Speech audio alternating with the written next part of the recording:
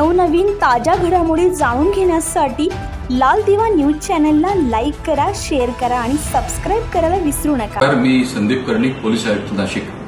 सर्व नागरिकांना व नाशिकमध्ये राहणाऱ्या सर्वांना माझं आवाहन आहे की 20 मे 2024 रोजी लोकसभा निवडणुकीचे मतदान आहे आणि आपण असा संकल्प करूया की 100% मतदान नाशिकमध्ये आपल्या सगळ्यांकडून झालं पाहिजे। सर्वजण आपण अवश्य वोट करा याची मला खात्री आहे। वोट कर, नाशिक कर।